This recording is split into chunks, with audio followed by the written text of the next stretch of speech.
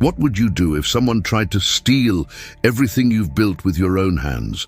What if the place where you poured your heart and soul for 40 years suddenly became forbidden territory? Would you fight back, or would you accept defeat? My grandfather faced exactly this nightmare, and what happened next will leave you speechless. My name is Marcus, and this is the story of how my 73-year-old grandfather went from being humiliated and thrown out of his own bakery to becoming the most talked-about baker in our entire city. But before I tell you about the miracle that changed everything, you need to understand just how dark things got. Grandpa Giuseppe had been running Giuseppe's Golden Crust since 1982. Every morning at 4 a.m., he would unlock those heavy wooden doors, fire up the ovens, and fill the neighborhood with the smell of fresh bread that made people's mouths water from 3 blocks away. His calloused hands had kneaded millions of loaves, his recipes were neighborhood legends, and his warm smile had welcomed 3 generations of loyal customers. But success sometimes attracts the wrong kind of attention. 2 years ago, a massive chain called Metro Fresh Bakeries started circling our neighborhood like vultures. They had deep pockets, aggressive lawyers, and absolutely no respect for family businesses that had been serving the community for decades. The harassment started small. Health inspectors would show up unannounced, claiming they had received anonymous complaints about violations that didn't exist. Then came the intimidation tactics. Representatives from Metro Fresh would walk into Grandpa's bakery during busy hours, making loud comments about how outdated everything looked and how the neighborhood deserved modern professional service. Grandpa tried to ignore them, but these people were relentless. They discovered that his lease had a tiny technical loophole, something about updated commercial insurance requirements that had changed in the city code. Most landlords would have worked with a tenant who had been paying rent faithfully for 4 decades, but Grandpa's landlord, Mr. Richardson, had dollar signs in his eyes. Metro Fresh had made Richardson an offer he couldn't refuse. They wanted to rent the entire block, turn it into one of their massive automated bakery outlets, and they were willing to pay triple the rent. Richardson gave Grandpa 30 days to either match their offer or get out. Matching their offer was impossible. Grandpa was making decent money, but he wasn't a corporation with investors and unlimited capital. He had a small family business that employed 6 people and treated every customer like family. How could he compete with a machine that cared nothing about relationships, tradition, or community? I'll never forget the day they forced him out. It was a grey Tuesday morning in October, and I had driven over to help Grandpa pack his equipment. But when we arrived, we found 3 security guards blocking the entrance, and all the locks had been changed overnight. "Sir, you can't enter this property," one of the guards said, not even looking Grandpa in the eye. "New ownership has taken effect immediately."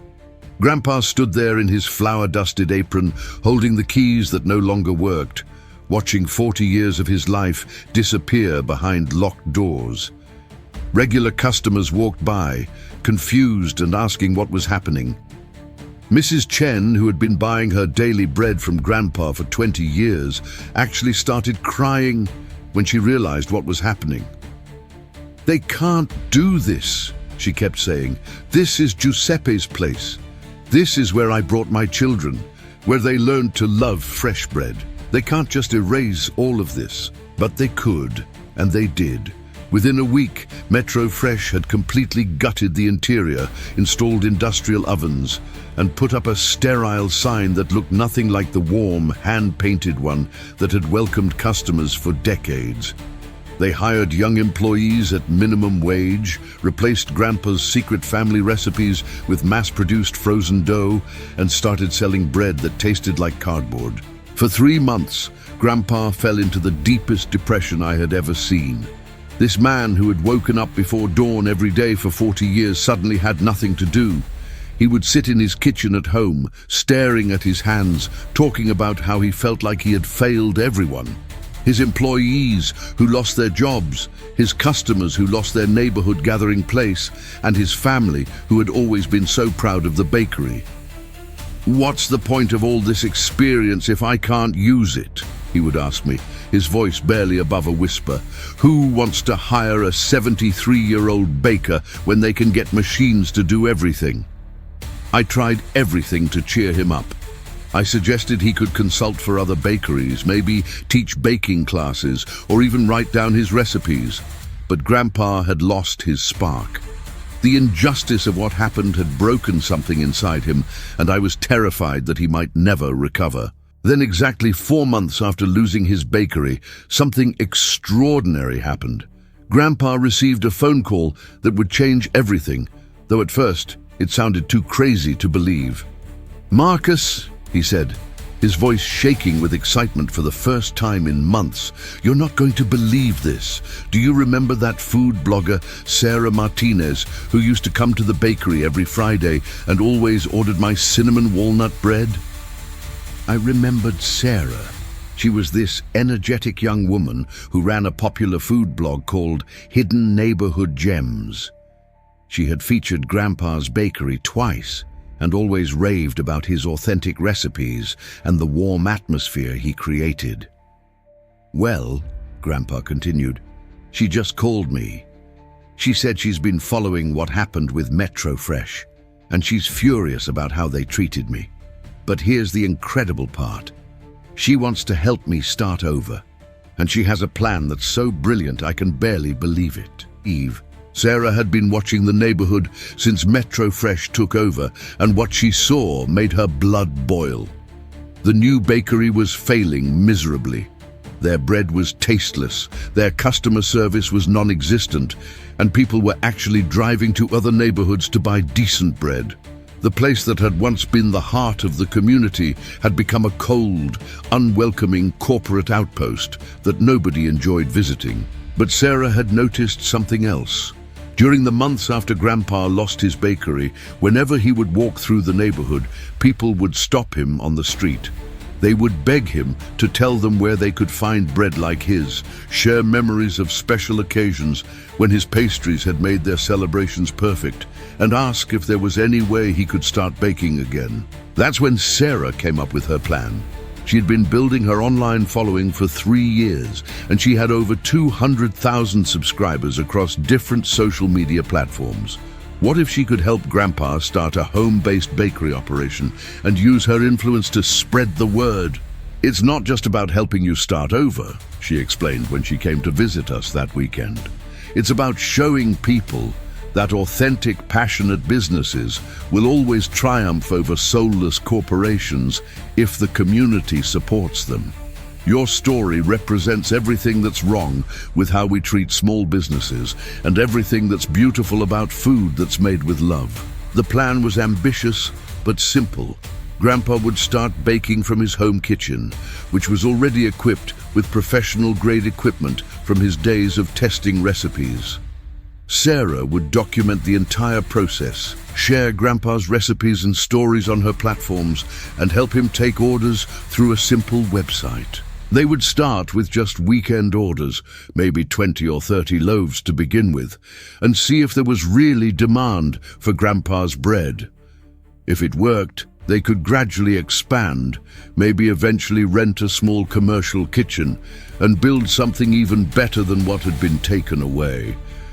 I was skeptical at first. "Grandpa, you're 73 years old. Are you sure you want to start over from scratch? What if people have moved on?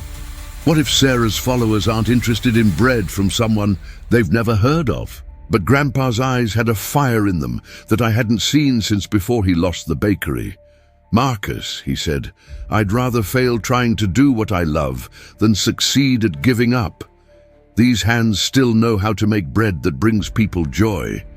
If even 10 people want what I can offer, then it's worth doing." The first weekend of Giuseppe's home kitchen was magical.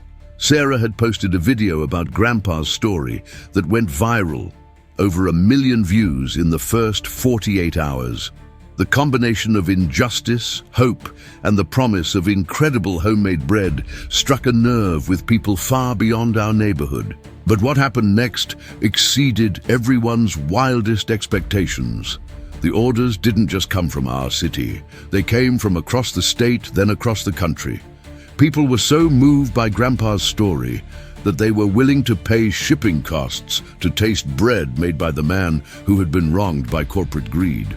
That first weekend, instead of the 20 loaves we had planned for, Grandpa received orders for over 300 loaves. I had to call in my cousins, my sister, and half the neighborhood to help with packing and shipping. Grandpa worked for 16 hours straight, and he had never looked happier. The success was overwhelming, but it was also deeply satisfying in a way that went beyond money. Every order came with a message. People sharing their own stories about local businesses they loved, expressing anger about corporate chains destroying communities, and thanking Grandpa for not giving up. Within 3 months, Giuseppe's home kitchen had evolved into something neither Grandpa nor Sarah had imagined. They had partnered with a local commercial kitchen to handle the volume, hired back all of Grandpa's former employees, plus several new ones, and were shipping authentic Italian breads and pastries to customers in 47 states. But the best part wasn't the success. It was what happened to Metro Fresh. Without customers who cared about quality, their automated bakery couldn't survive. Their bread sat unsold on shelves. Their sterile atmosphere drove people away, and within 8 months, they quietly closed the location and moved on to destroy some other neighborhood. The building that had housed Grandpa's original bakery sat empty for 2 months. Then Richardson, the landlord who had betrayed Grandpa for quick money, came crawling back. Metro Fresh had left owing 3 months' rent. The space needed expensive repairs to undo their corporate improvements, and no other business wanted to rent a location with such a bad reputation in the community. What made Richardson's desperation even more pathetic was that other businesses in the area had started boycotting his properties. Word had spread about how he had treated Grandpa, and the tight-knit business community wasn't about to forget such betrayal. His reputation as a landlord was in ruins, and he was facing financial problems of his own. Richardson called Grandpa personally, practically begging him to consider returning to his original location. He offered to match the lease terms from 1982, pay for all the renovations needed to restore the space, and give Grandpa a 10-year lease with no rent increases. He even offered to put Grandpa's name permanently on the building and promised never to evict him regardless of other offers. The conversation was brief. "Mr. Richardson," Grandpa said, his voice calm but firm. 40 years ago, you rented to a man who just wanted to bake good bread for his neighbors. 4 months ago, you threw out that same man because someone offered you more money. What makes you think I want to do business with someone who values money more than loyalty? But Richardson wasn't done. He started showing up at Grandpa's new locations, practically stalking him, trying to convince him to reconsider. He would wait outside, approaching customers to tell them about his generous offer to bring Giuseppe back to his original location. It became so uncomfortable that Grandpa had to get a restraining order. Instead, Grandpa did something that surprised everyone. He used the success of his home operation to open 3 new bakeries in neighborhoods where corporate chains had driven out local businesses. Each location was staffed by bakers who shared his philosophy about treating customers like family and making food that brings people together. The first new location opened in Riverside, a neighborhood where a beloved family deli had been forced out by a corporate sandwich chain. The second opened in Maple Heights, replacing a spot where a 90-year-old chocolate shop had been demolished for a chain coffee store. The third location was the most meaningful. It opened in the neighborhood where Sarah, the blogger who had saved him, had grown up, and where her own grandmother's bakery had been destroyed by urban development decades earlier. Each grand opening was like a neighborhood celebration. People lined up for blocks, not just for the bread, but to be part of something that represented resistance against the corporate takeover of their communities.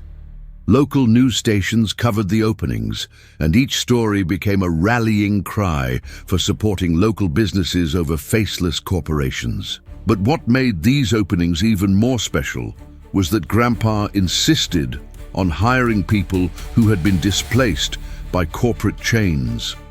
Maria, who had managed the Riverside Deli for 15 years before losing her job, became the manager of that location.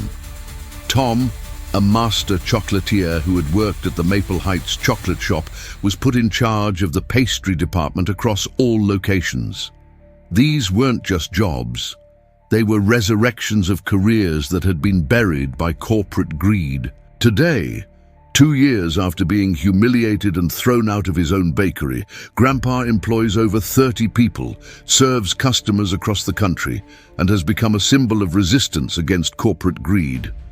Sarah's documentation of his comeback has been viewed by over 10 million people, inspiring dozens of other small business owners to fight back against unfair treatment. The success has been so overwhelming that Grandpa has started a mentorship program called Second Rising, which helps displaced small business owners restart their operations using the same model that saved him. Through partnerships with food bloggers, local investors, and community organizations, they've already helped 12 families rebuild their businesses after being destroyed by corporate chains. The program doesn't just provide money, it provides hope, strategy, and most importantly, a community of people who understand what it feels like to have everything you've built ripped away by forces beyond your control. Grandpa spends 2 days a week mentoring these entrepreneurs, sharing not just business advice, but the emotional wisdom he gained from his own darkest period. But you know what Grandpa says is the most rewarding part of this whole experience? It's the letters he receives from customers who tell him that his bread reminds them of their grandmother's kitchen, that his story gave them courage to pursue their own dreams, or that supporting his business makes them feel like they're part of something meaningful. Last month, he received a letter from a 12-year-old girl in Oregon whose parents had been buying his bread online since the beginning.